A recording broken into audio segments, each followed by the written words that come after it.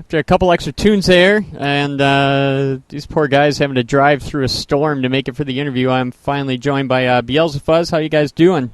Hey, man, doing good. Great to get a chance to talk to you guys again. You don't have the big fancy setup you had last time when we chatted. No, we couldn't get the contractors here in time. Yeah, the contractors were busy. Yeah, they're running a little bit late, and we just decided to go without them this time. Yeah. No fancy lights or anything. I was at least expecting the statue, you know. Oh, they got they are here. I don't know if you can actually see them. Oh, there it is. All right. You see it, yes. So how you guys been doing since last I talked to you? Pretty much was Days of the Doomfest last year. Well, we're doing better than that. Yeah, that was a rough one last year, man. The ride home was better than the ride out? Ah, yes, the ride home was just fantabulous, man. It was a marathon ride home. It did, 14 hours in one shot, straight shot? 15 straight. Yes.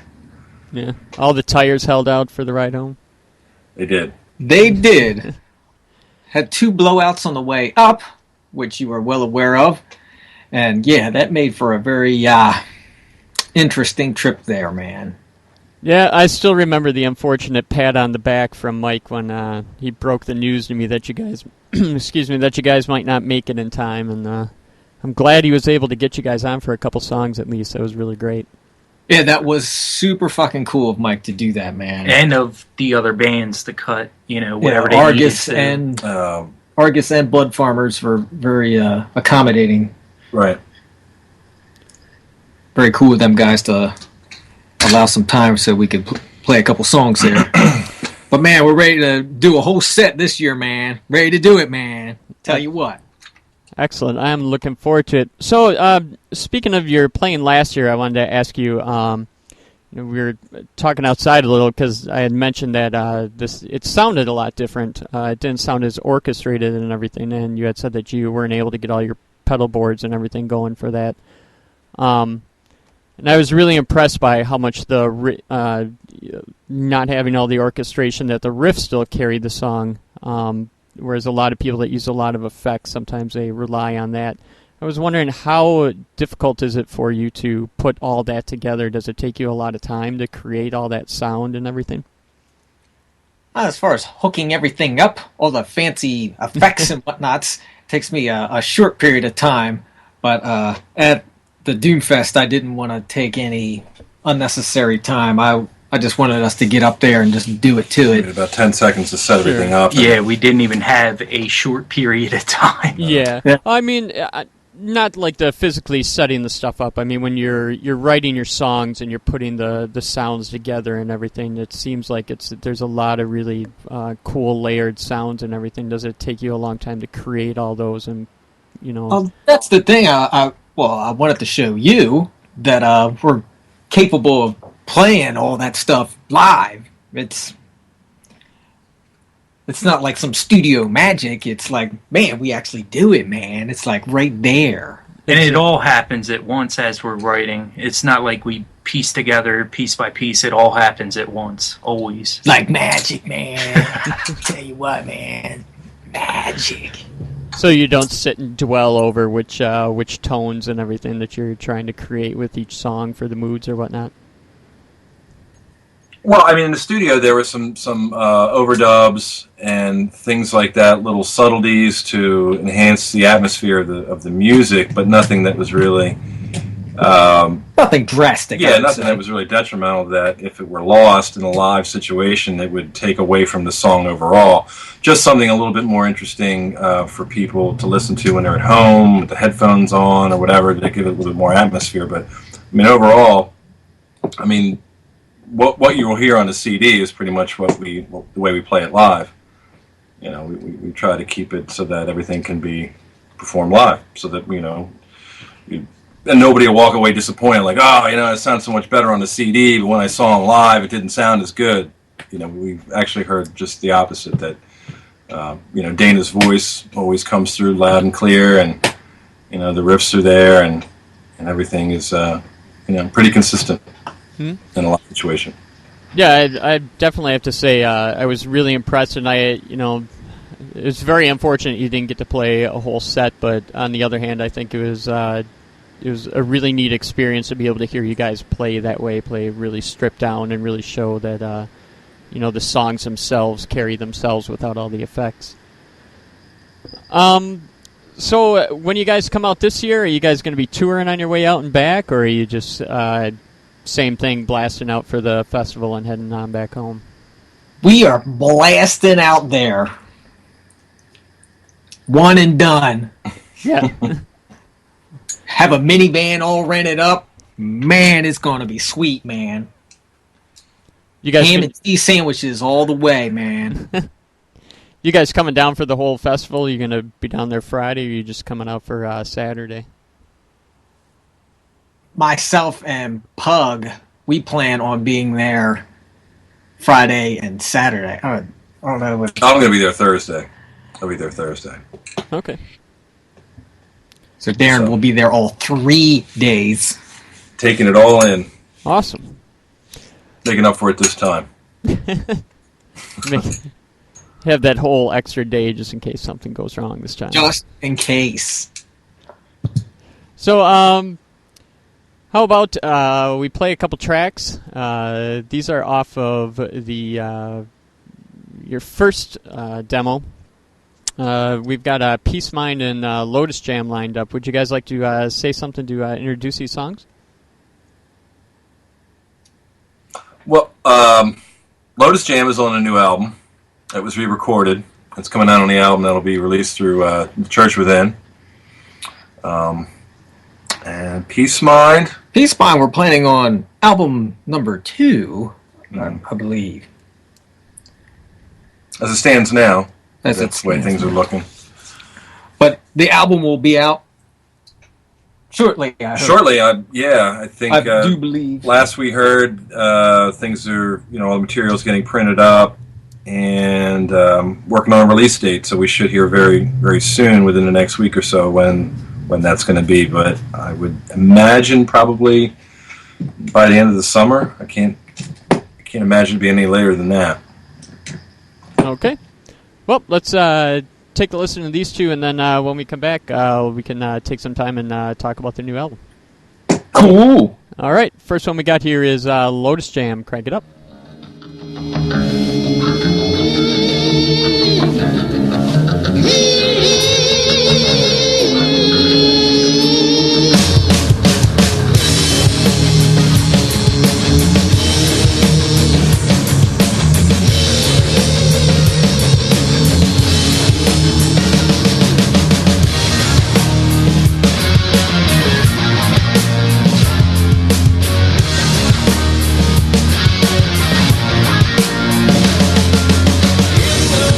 Hollow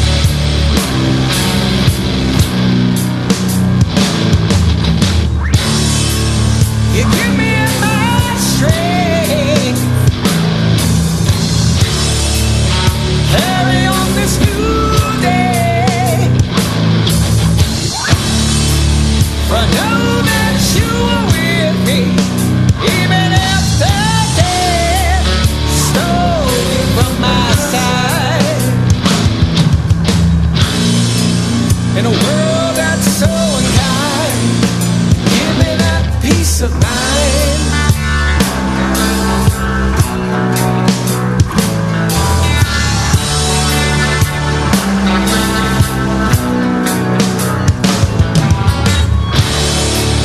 The ending draws near. I said not a tear, for I know that you realize in the songs that we share, I'll home in time. In a world that's so unkind, give me that peace of mind. Good times and bad, with me till the end.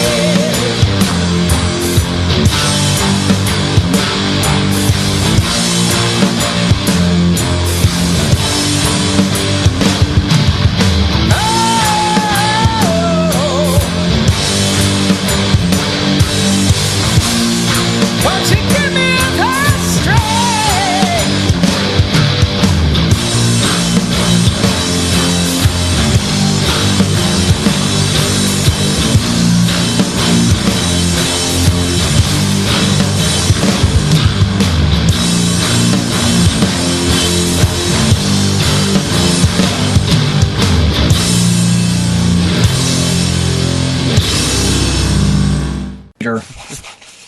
All right, we are back. Talking about the detached garage that you guys are hanging out in, Yeah, man. where you store the armless, naked statues. Oh man, it's all decked out, man. I'll tell you what. Arms, big boobs. Man, it's just a paradise. This room is just a paradise, man. I'm telling you what, it is hooked up. Man cave. So let's talk about the new album then. You guys have been working on this for quite a while, haven't you? Yes, we have. Yeah. When did we record it? A year and... A It was- year and 3 months. Yeah, it was Yeah. in March a year ago. Like, not last March, the March before. Mm-hmm. But, you know, it takes Def Leppard how many years to make an album? Right. And Yeah, that's what we were shooting for. Trying to get that leopard vibe. Yes, Yeah. the drums need to sound synthetic, and you know that guitar tone has to sound like it just has to have that Phil Collins tone, man. Actually, we started tracking over a year ago with the intent to basically do it all with Chris Kozlowski. And as things started to progress, we realized that he wasn't really able to offer us what we needed to be able to get the sound that we wanted to get. Actually, that was more my fault than anything. I wasn't prepared. I had no plan. I fucked the whole thing up. I'll just, cut right to the chase right there. I wasn't prepared, and I didn't have the vocals ready to go, and it required, how do you say, some digital assistance to piece together all the harmonies, and there was just so many vocal parts. It essentially came down to vocal parts that made the all-analog process unachievable for us. And I'll take full responsibility for that there. So we moved the situation to a studio in Allentown, and we had a guy that was working on some cleaning up some of the things that were going on, and helping Dana get some of the sounds that he needed to get through the vocals. And in the process of that, it I guess it thickened up. The guitar tone was thickened up. Remember, we did the Dana retracted the guitar parts and thickened that up, and then at that point we had those songs. We released those songs as a second demo, and then that's when Phil Swanson and Tim Schmidt heard the songs, and then presented them to Ollie at the Church Within. Right. Yeah, so it was in the process of recording that we actually got to deal with Church Within. And they weren't the only label that was interested, but they were the one label that seemed to have the most attractive offer and kind of kept up with it. We also got an offer from Savart, and they were sort of in the forefront for a little while, but then it seemed like their interest kind of started to wane a little bit, or they weren't very, I don't know, on top of returning emails and things like that. So Ollie was serious right from the start, and yeah. It was kind of good too. We didn't have to actually put out a second demo. It was kind of like a work in progress. We really didn't have to actually do a press and then shop it around or anything. So we kind of killed two birds. If anything, it was. I guess it was a time saver. I mean, well, then all said Ollie and done. took our songs and had an awesome dude named Richard Whitaker remix and remastered the songs, and they sound pretty fucking phenomenal right now, and definitely want everybody to hear them. That's why the last couple months have been kind of man, I wish this album was out, man. I know, right? Yeah. And then, we got this great artwork from Brian Tutlow, who designed the original Beelzefuzz circular logo that's on my bass drum.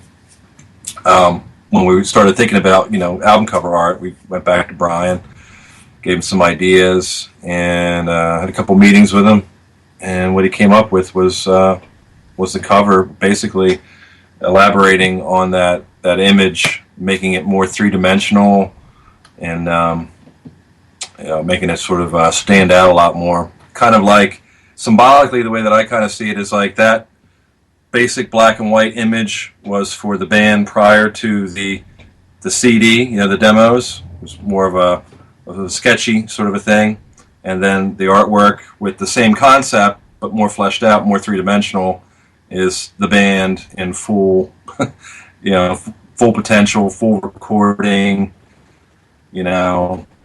fully evolved, and, taking it, one step further. So the new album then. But anyway, so Go ahead. Okay, but basically everything kind of took place. It did take us a little longer than we anticipated recording it, but as it worked out, things sort of were happening at the same time, and it all sort of worked out pretty well in the end. I think, no regrets. Hindsight, I guess. So the album is going to be a mix of some of the stuff that you previously recorded, and then also some newer things as well? Yes, there'll be 2 or 3 newer songs that we haven't recorded. Or is it 2? 2. Looking back at the board of songs. Because we are in the garage. Yeah, I believe 2 songs that we haven't recorded before. But, I mean, the songs that have been remixed and remastered have, from the second demo, there's been all kinds of stuff added to them and really sound quite a bit different. Right, it's kind of why we want to stress every time, someone's gracious enough to play us on airwaves that these are still the demo versions. It's not the final product by any means. So what you guys brought to Days of the Doom last year is those not the same recordings as what's going to be on the album? No. Those were works in progress. Those were off the first demo. Right. Okay.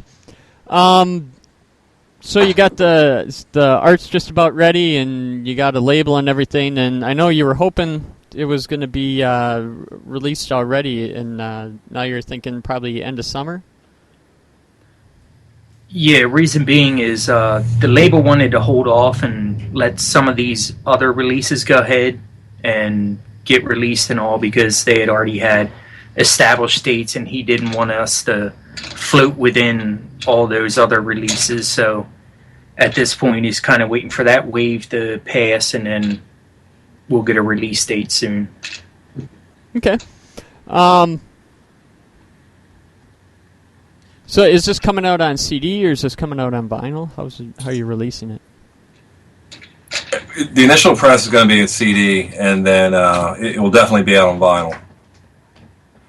But on the release date, it'll be the CD format, and then I don't know how much longer after that. But yeah, there is definitely a vinyl release planned.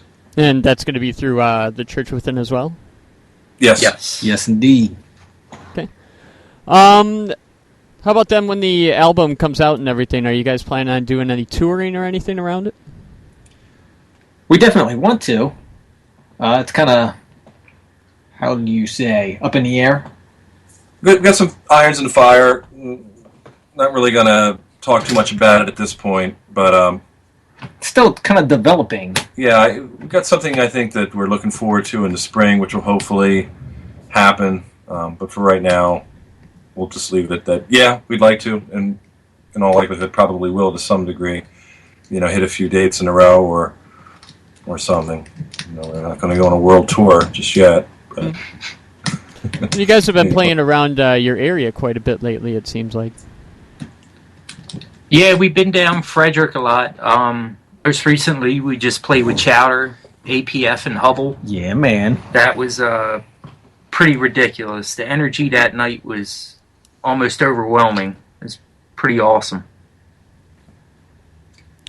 Definitely some cool bands down that way, and definitely enjoyed playing down in Frederick. So what's up with, that whole area of the country seems like the music scene's really strong in that area. Does that do anything? The bands push each other in the area, keep each other, on their toes and working hard, or just something in the water in that area that keeps all this great music coming? I know. Yeah, you gotta have, gotta be on your A game if you want to be able to hang out, man. I don't know. It's cool to have a lot of cool bands around that we're able to play with. Yeah, and it's always good to see, even if we aren't playing, or if, people that we are super close with aren't playing, there's another kick-ass show. So there's always halfway decent shows going on, to the point where you actually have to pick. You got to pick which show you want to go to that weekend. I mean, it's kind of cool if you think about it. There's definitely a lot of quality bands, man, and that's something that I won't take for granted, man. That there's a lot of cool people and a lot of awesome bands to be able to hang out with and check out. Plus, we're very close to, we can head down to Baltimore, D.C., we can go up to Philly, we can go up to New York, and it's all within, 5-hour radius? Yeah, we could go to New England, 4 hours, 5 hours. But instead, we want to drive to Wisconsin 14 hours away because we feel that strongly about it, man. But really, it's going to be a good time up there, man. All the bands on that bill, man, that's going to be fucking cool, dude.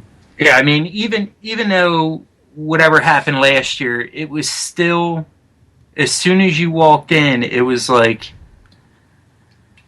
that shit didn't exist. It's time to have a good time. Everybody's cool. The vibe is awesome. It was pretty awesome to we came in, go through that shit and then just show up somewhere and just... Yeah, we came in on Apostle of Solitude, man. Right. And that was fucking awesome, dude. Them dudes are rocking that shit out, man. As soon as I walked in, I was like, man, this shit's for real. Check that out, man. Damn. Yeah, those guys play strong every time I've seen them. But this year's lineup, man, it's really fucking cool shit, man. On Friday, what was it? Lucertola, Penance. Mm-hmm. Penance with Butch singing. right. Yep. Iron Man headlining the Friday. Yeah, I'm excited to see that again. They were really good at the first one as well. So did I hear you guys mention that you're already looking at a second album? Yeah, actually, we're looking at the... we have a wonderful dry erase board with the songs we're working on now, and we're looking at 8 songs that we're trying to finish up we're developing the lyrics to 4 of the songs.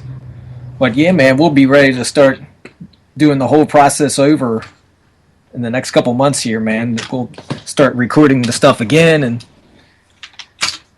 probably by this time next year we'll be in the process of tracking the next one. Yeah, at this point we're just waiting on grown-up shit. All the grown-up stuff has to happen, and then on to second album. Awesome. Anything else that you want to get out there to people listening in? Any other things you got in the works or anything? Some cool merch or anything? I know you got those stash boxes. You bringing any of those this year? Yes, I'm working on a few. Pug is staying up all night working on the stash boxes, man. All day and all night. I think I'm just going to do one design when I get them all finished here when we go to Wisconsin, and that would be the original circle logo, because I was doing like 4 or 5 different ones, but that takes a long time. I finished 9. They're all numbered. I'll be making up the box 30. So I'll have 30 made by the time I'm all done, and then they'll all be numbered. There's actually a team of workers in his basement right now working on these boxes. Yeah, there's hash elves. Yeah. And I give them hash, and they hang out and fucking make boxes. You know, it's cool. But Saturday, man, day of the Doomfest, man, June 22nd. June 2nd. Man, looking forward to it, dude. Excellent. How about contact information? How can what's the best way for people to get a hold of you or find out what you guys got going on if they're looking? Facebook. We have the SoundCloud, the Bandcamp, YouTube, the YouTube, all on the interwebs. You guys got a bunch of we're on the usual suspect pages. You guys have a bunch of videos out on the YouTube, don't you? Yes, we have a few. We're getting ready to work on another one. Psychedelic, man. It'll be cool, man. It'll be cool. Videos were split between Cinemavericks and Kathy Reeves Productions. Word up. So shout out to them. Awesome. All right. So I want to thank you guys very much for taking the time and joining me again here. Yeah, man. Greatly appreciate it. Yeah, thanks for having us, dude. You bet. And I'm really looking forward to seeing you guys play a full set this time. Yes. Mm-hmm. Absolutely. And definitely have to hang out a little bit down at the festival. We've got 2 more tracks from you guys. These are ones that are not on the demo, so I think, Reborn for sure I have not played. All the Feeling Returns I've had for a little bit and played that a few times. Would you guys like to talk about these songs at all before we play them? The new versions of these songs, man, really are really different, man. Are really amped up. Lots of guitar. These versions are okay. If you like these versions, you'll like the versions on the CD. You'll love the versions on the CD, man. All right. Well, I'm definitely looking forward to hearing them. Thanks again. And thank you, Jeff, man. You bet. I just got to mention quick, I'm running a bit late, so after these 2 songs, it's going to be right into Slammin' Alvin, so be sure to stick around for that. And next week I will have a preview of the Friday Days of the Doom show, plus hopefully tunes from Vega and for sure Witchden. So thanks again, Beelzefuzz, and I'm going to send everybody out with 2 more. This is Reborn, and the first one here is All the Feeling Returns. Crank it up.